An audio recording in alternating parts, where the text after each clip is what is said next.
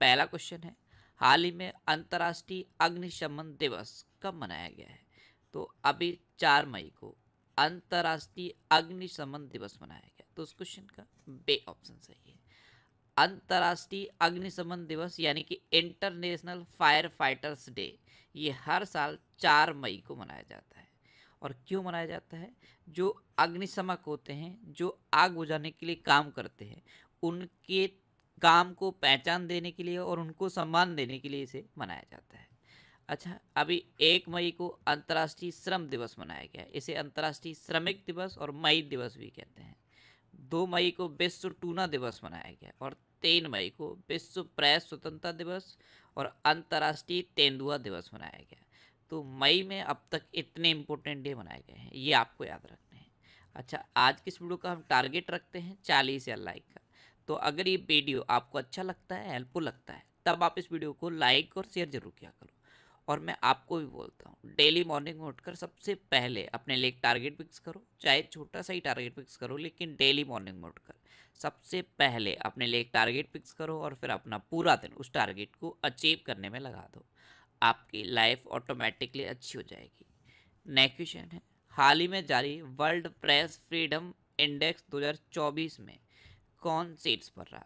तो अभी world press freedom index 2024 जारी किया गया है और इसे पता है कौन जारी करता है? एक संस्था है, रिपोर्टर्स विदाउट बॉर्डर्स। और ये 180 देशों का इंडेक्स है। इसमें नॉर्वे टॉप पर रहा है। तो इस क्वेश्चन का सी ऑप्शन सही है। नॉर्वे फर्स्ट पे है, डेनमार्क सेकंड पे है और स्वीडन थर्ड पे है। ये हैं टॉप 10 कंट्रीज जिसमें नॉर्वे फर्स्ट पे है। अच्छा, 180 देशों में अपना देश भारत 159वें नंबर पे रहा है। लास्ट ईयर यानी कि 2023 में वर्ल्ड प्रेस फ्रीडम इंडेक्स में इंडिया 161वें नंबर पे था, यानी कि 161 से 159वें नंबर पे पहुंच गया है।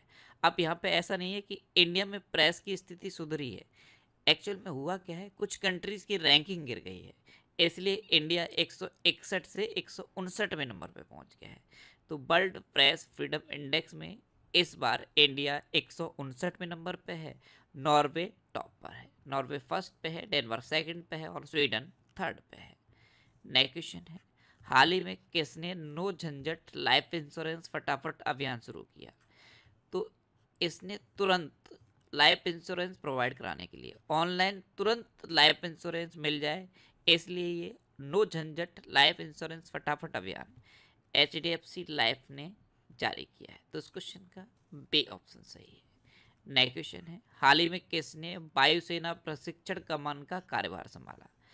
तो ये नागेश कपूर ने संभाला है। तो इस क्वेश्चन का सी ऑप्शन सही है। ये हैं नागेश कपूर और इन्होंने ही वायुसेना प्रशिक्षण कमान का कार्यभार संभाला। अच्छा, यहाँ पे एक नाम लिखा है दिनेश त्रिपाठी, ये भारतीय नौसेना के चीफ बने हैं। अच्छा, एक नाम ये लिखा है कृष्णा स्वामीनाथन, ये भारतीय नौसेना के वाइस चीफ बने हैं। नेक्स्ट क्वेश्चन है, हाल ही में OECD ने अगले 2 वर्षों में भारत की GDP वृद्धि दर कितने प्रतिशत रहने का अनुमान लगाया? तो OECD इसने अगले 2 वर्षों में भारत की GDP वृद्धि दर 6.6% रहने का अनुमान लगाया। तो इस क्वेश्चन का बे ऑप्शन सही है। नेक्स्ट क्वेश्चन है, हाल ही में किस राज्य में 8 रेलवे स्टेशनों का नाम बदला गया है? तो अभी उत्तर प्रदेश के अमेठी में, जो उत्तर प्रदेश में अमेठी शहर है, वहाँ पे 8 रेलवे स्टेशनों के नाम बदले गए हैं। तो इस क्वेश्चन का सी ऑप्शन सही है। ये हैं 8 रेलवे स्टेशन, इनके नाम बदल के अब ये नए नाम कर दिए गए हैं। जो हाईलाइट करके लिखे हैं ये नए नाम हैं और जो नॉर्मल फॉन्ट में लिखे हैं वो पुराने नाम हैं। जैसे फुर्सतगंज रेलवे स्टेशन का नाम अब तपेश्वर धाम कर दिया गया है, कासिमपुर हॉल्ट को अब जायज सिटी कर दिया गया है। इस तरह से ये अमेठी में, अकेले अमेठी में 8 रेलवे स्टेशन के नाम बदले गए हैं। नेक्स्ट क्वेश्चन है, हाल ही में किसे GST अपीलीय न्यायाधिकरण का प्रमुख नियुक्त किया गया? तो अभी संजय मिश्रा को GST अपीलीय न्यायाधिकरण का प्रमुख नियुक्त किया गया। तो इस क्वेश्चन का ए ऑप्शन सही है। ये हैं जस्टिस संजय मिश्रा और इन्हीं को अभी GST अपीलीय न्यायाधिकरण का प्रमुख नियुक्त किया गया है। अच्छा, अभी कृष्णा स्वामीनाथन को भारतीय नौसेना का वाइस चीफ बनाया गया है। मौसमी चक्रवर्ती ने आकाशवाणी समाचार के महानिदेशक का पदभार ग्रहण किया है। आईबीएम में यानी कि इंडियन वैक्सीन मैन्युफैक्चरर्स एसोसिएशन के नए अध्यक्ष कृष्णा एला बने हैं। दिनेश कुमार त्रिपाठी ये 26वें नंबर के नौसेना प्रमुख बने हैं। रश्मिता झा को एनटीपीसी का सीपीओ यानी कि चीफ विजिलेंस ऑफिसर नियुक्त किया गया है। गैरी कस्टर्न ये पाकिस्तान की वनडे और टी20 टीम के कोच बने हैं। और डब्ल्यूएफआई एथलीट पैनल के अध्यक्ष नरसिंह यादव चुने गए। नेक्स्ट क्वेश्चन है, हाल ही में एचडीएफसी बैंक के अध्यक्ष के रूप में कैसे नियुक्त किया गया है? तो अतनु चक्रवर्ती को अब फिर से एचडीएफसी बैंक के अध्यक्ष के रूप में नियुक्त किया गया। तो उस क्वेश्चन का सी ऑप्शन सही है। एक्चुअल में ये जो अतनु चक्रवर्ती हैं ये अभी भी एचडीएफसी बैंक के अध्यक्ष थे, लेकिन अब फिर से इनको एचडीएफसी बैंक के अध्यक्ष के रूप में नियुक्त किया गया है। नेक्स्ट क्वेश्चन है, हाल ही में किसने दूसरी बार एएफसी यानी कि एशियन फुटबॉल कॉन्फेडरेशन अंडर 20 एशियाई कप जीता है? तो अभी जापान ने उज्बेकिस्तान को हराकर एएफसी अंडर 23 एशियाई कप जीता। तो इस क्वेश्चन का बे ऑप्शन सही है। जापान ने दूसरी बार ये एएफसी अंडर 23 एशियाई कप जीता है। इससे पहले 2016 में जापान ने ये कप जीता था। अच्छा, ये जो एएफसी अंडर 23 एशियाई कप है ये कहाँ पे हुआ है? ये कतर की राजधानी दोहा में हुआ है। कहाँ पे? कतर की राजधानी दोहा में। अब इसे जापान ने जीता है। तो जापान में 1000 वर्ष पुराना सोमेनसाई महोत्सव समाप्त हुआ है। जापान दुनिया का पहला लकड़ी का उपग्रह लॉन्च करेगा। जापान को समुद्र के अंदर ज्वालामुखी विस्फोट के बाद एक नया द्वीप मिला है। इसरो जापान की स्पेस एजेंसी की मदद से अगला चांद मिशन पूरा करेगा। और जापान के याकोहामा में डांसिंग पिकाचू कार्यक्रम का आयोजन किया गया। नेक्स्ट क्वेश्चन है, हाल ही में कौन यूएनएफपीए की बैठक में भारत का प्रतिनिधित्व करेंगी? तो यूएनएफपीए यानी कि यूनाइटेड नेशन पॉपुलेशन फंड, और इसे पूरा जनरली कहते हैं United nation fund for population activities, दोनों इसकी फुल फॉर्म है। यूनाइटेड नेशन पॉपुलेशन फंड ये जनरली लिखा जाता है, लेकिन डिटेल में अगर फुल फॉर्म लिखी जाए तो United nation fund for population activities. तो इसकी बैठक में भारत का प्रतिनिधित्व नेहरू यादव करेंगी। तो इस क्वेश्चन का ए ऑप्शन सही है। अब माइंड में क्लिक करना चाहिए कि ये नेहरू यादव कौन है।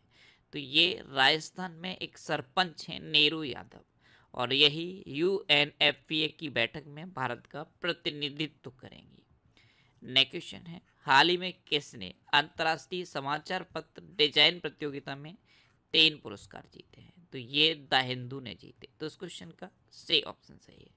द हिंदू ने नीरज चोपड़ा पर बेस्ड ये एक पेज डिजाइन किया था, और इसकी वजह से द हिंदू ने ये डिजाइन प्रतियोगिता में 3 पुरस्कार जीते हैं। ये 6ठे अंतर्राष्ट्रीय समाचार पत्र डिजाइन प्रतियोगिता थी जिसमें द हिंदू ने ये 3 पुरस्कार जीते हैं।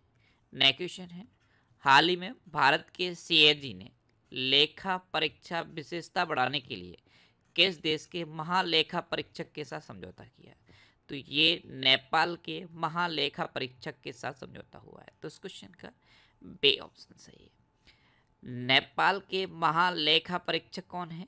नेपाल के महालेखा परीक्षक हैं तोयम राया, और भारत के सीएजी यानी कि कंट्रोलर एंड ऑडिटर जनरल कौन है? गिरीश चंद्र मुर्मू। इन दोनों के बीच एमओयू पर हस्ताक्षर हुए हैं।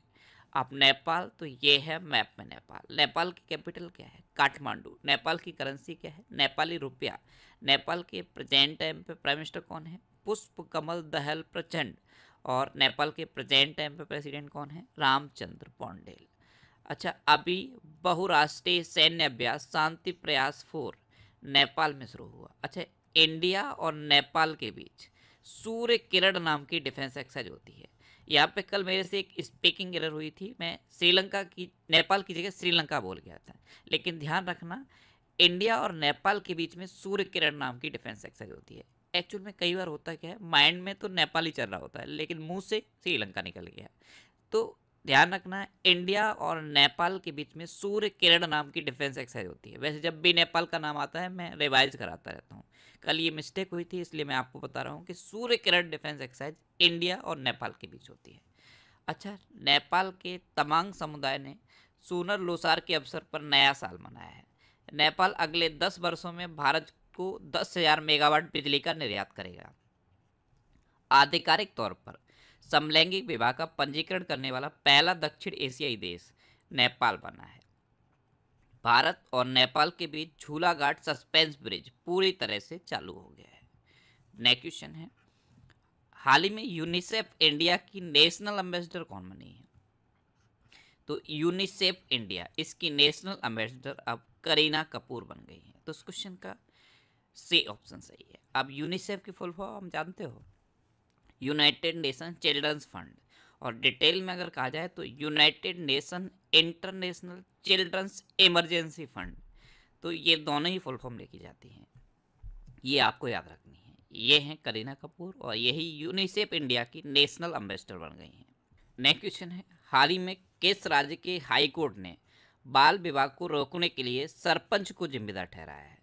तो राजस्थान हाई कोर्ट ने ये डिसीजन दिया है कि अगर राजस्थान में बाल विवाह होता है तो उसकी जिम्मेदारी सरपंच की होगी। जिस भी पंचायत में ये बाल विवाह होगा उस पंचायत का जो सरपंच होगा उसकी जिम्मेदारी ठहराई जाएगी। तो इस क्वेश्चन का सी ऑप्शन सही है।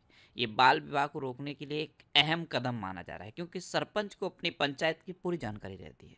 तो हाई कोर्ट ने अब क्या किया है, बाल विवाह के लिए सरपंच को भी जिम्मेदार ठहरा दिया है। अब राजस्थान, तो राजस्थान ये है मैप में राजस्थान। राजस्थान की कैपिटल क्या है? जयपुर। राजस्थान के चीफ मिनिस्टर कौन है? भजन लाल शर्मा। और राजस्थान के गवर्नर कौन है? कलराज मिश्र। अब राजस्थान, तो राजस्थान में मुख्यमंत्री विश्वकर्मा पेंशन योजना का शुभारंभ हुआ है। राजस्थान में लौह अयस्क के विशाल भंडार पाए गए। राजस्थान के मुख्य सचिव के रूप में सुधांशु पंत को नियुक्त किया गया है। राजस्थान डीजीपी का अतिरिक्त प्रभार उत्कल रंजन ने संभाला है। और ईस्टर्न राजस्थान कैनाल प्रोजेक्ट पर राजस्थान और मध्य प्रदेश के बीच सहमति हुई है। अच्छा, राजस्थान में सरिस्का नेशनल पार्क है, रणथंभौर नेशनल पार्क है, केवलादेव घाना पक्षी विहार है और मुकुंदरा हिल टाइगर रिजर्व है। नेक्स्ट क्वेश्चन है, हाल ही में आई आरबीआई की रिपोर्ट के अनुसार 2,000 रुपए के कितने नोट बैंकिंग प्रणाली में वापस आए हैं? तो अभी आरबीआई ने एक रिपोर्ट जारी की है और इस रिपोर्ट के अकॉर्डिंग 2,000 रुपए के 97.76% नोट बैंकिंग प्रणाली में वापस आ गए। तो इस क्वेश्चन का बी ऑप्शन सही है। अब ये हमें पहचानते हो आप, ये कौन है? ये टी रविशंकर हैं और ये आरबीआई के डिप्टी गवर्नर हैं। इनका कार्यकाल अभी 1 साल के लिए बढ़ाया गया था। अभी कुछ दिन पहले मैंने ये क्वेश्चन बताया था, अभी आरबीआई की बात है इसलिए ये इमेज मैंने आपको दिखाई। इनको आप याद कर लीजिए, ये टी रविशंकर हैं, आरबीआई के डिप्टी गवर्नर हैं और इनका कार्यकाल अभी 1 साल के लिए बढ़ाया गया था। अच्छा, आरबीआई में 1 गवर्नर होते हैं और 4 डिप्टी गवर्नर होते हैं। आरबीआई के गवर्नर कौन है? शक्तिकांत दास। और शक्तिकांत दास आरबीआई के कौन से नंबर के गवर्नर हैं? 25वें नंबर के गवर्नर हैं। अब लास्ट वीडियो के क्वेश्चन का आंसर। लास्ट वीडियो मैंने आपसे क्वेश्चन पूछा था कि भारत अगले 5 वर्षों के लिए किस देश के प्रशासनिक अधिकारियों को प्रशिक्षण देगा? तो भारत अगले 5 वर्षों के लिए बांग्लादेश के प्रशासनिक अधिकारियों को प्रशिक्षित करेगा। यानी कि इस क्वेश्चन का सी ऑप्शन सही था और लगभग सभी स्टूडेंट ने इसका आंसर सही दिया। मोस्टली स्टूडेंट ने इसके बारे में डिटेल में लिखा। मैं आपको एक बार फिर बोलूँगा, क्वेश्चन के बारे में आपको जितना ज़्यादा से ज़्यादा पता हो आप लिखा करो, क्योंकि जो चीज़ें आप लिख देते हो फिर उन्हें आप कभी नहीं भूलते। अच्छा, ये एक डिटेल आंसर एक स्टूडेंट ने लिखा था। मैं डेली एक डिटेल आंसर का स्क्रीनशॉट यहाँ पे लगाता हूँ। आपको भी क्वेश्चन का आंसर जितना ज़्यादा डिटेल में पता हो उतना ज़्यादा डिटेल में लिखने की कोशिश किया करो, क्योंकि जो चीज़ें आप लिख देते हो फिर उन्हें आप कभी नहीं भूलते। ये मैंने मई के फर्स्ट वीक का वीकली करंट अफेयर्स का वीडियो बना दिया है। आपको यूट्यूब पर बस इतना सर्च करना है, मई 2024 first week current affairs by Indresh RC, और आपको ये वीडियो मिल जाएगा। इसमें मैंने मई के फर्स्ट वीक के सारे करंट अफेयर्स को रिवाइज कराया है और इस तरह से रिवाइज कराया है कि ये करंट अफेयर्स आपको लंबे समय तक याद रहे। तो एक बार इस वीडियो को आप जरूर देखिए। अब आपके लिए रिवीजन के क्वेश्चन। अभी एक एडटेक कंपनी है एमेरिटस, ये टाइम्स मैगजीन की वैश्विक रैंकिंग में टॉप पर रही है। IQ एयर के विश्व वायु गुणवत्ता सूचकांक में काठमांडू टॉप पर रहा है, यानी कि दुनिया भर में जो खराब वायु की स्थिति है उसमें काठमांडू टॉप पर है। एलेजांद्रा मारिसा रोड्रिग्स ने मिस यूनिवर्स ब्यूनस आयर्स का खिताब जीता है। ये इन्होंने 60 वर्ष की उम्र में जीता। अच्छा, केज मानवतावादी सम्मान 2021 से रतन टाटा जी को सम्मानित किया गया है। यहाँ पे ध्यान ये रखना है कि केज मानवतावादी सम्मान 2023 से बिल गेट्स को सम्मानित किया गया।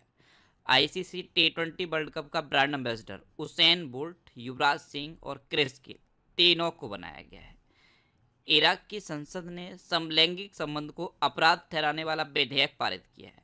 दुनिया का सबसे सस्ता पासपोर्ट यूएई का पासपोर्ट बना है और दूसरे नंबर पे इंडिया का पासपोर्ट है। प्रबोवो सुबियांतो को इंडोनेशिया का राष्ट्रपति नियुक्त किया गया है। IBMA यानी कि इंडियन वैक्सीन मैन्युफैक्चरर्स एसोसिएशन के नए अध्यक्ष कृष्णा एलावा ने हैं। भारत का सबसे हल्का बुलेट प्रूफ जैकेट DRDO के द्वारा डेवलप किया गया है। बांग्लादेश की गायिका रेजवाना चौधरी बान्या को पद्मश्री पुरस्कार मिला है। न्यूज़ वीक ने भारत का सर्वश्रेष्ठ निजी अस्पताल मेदांता गुरुग्राम को डिक्लेयर किया है। और न्यूज़ वीक से रिलेटेड एक और क्वेश्चन आप याद रखिए। अभी न्यूज़ वीक के कवर पर प्रधानमंत्री मोदी की फोटो छपी। ये दूसरे भारतीय प्रधानमंत्री हैं जिनकी फोटो न्यूज़ वीक मैगजीन के कवर पर छपी है। पहली प्रधानमंत्री थी इंदिरा गांधी। अच्छा, IIT गुवाहाटी द्वारा innovative 3D printed dummy ballot unit का अनावरण किया गया। मोहम्मद सलेम ने 2024 world press photo of the year पुरस्कार जीता। मोहम्मद सलेम ये रॉयटर्स के पत्रकार हैं और इन्होंने एक फिलिस्तीनी महिला की फ़ोटो क्लिक की थी जो अपनी मृत भतीजी को गोद में लेकर फिलिस्तीन में एक अस्पताल में मुर्दा घर के बाहर बैठी हुई थी। उस फोटो की वजह से मोहम्मद सलेम को 2024 world press photo of the year पुरस्कार मिला है। इंडिया टुडे की AI एंकर सना ने वैश्विक मीडिया पुरस्कार जीता है। डेटा ट्रैफिक के मामले में विश्व का सबसे बड़ा मोबाइल फ़ोन ऑपरेटर रिलायंस जियो बना है। और सेन वॉटसन के द्वारा लिखित पुस्तक द विनर्स माइंडसेट का विमोचन हुआ है। अब आपके लिए आज का क्वेश्चन है, जेरेमिया मानेले को किस देश के प्रधानमंत्री के रूप में नियुक्त किया गया? 4 ऑप्शन दिए गए हैं, इनमें से आपको अपना आंसर बताना है। और इसके अलावा हम हमारे फेसबुक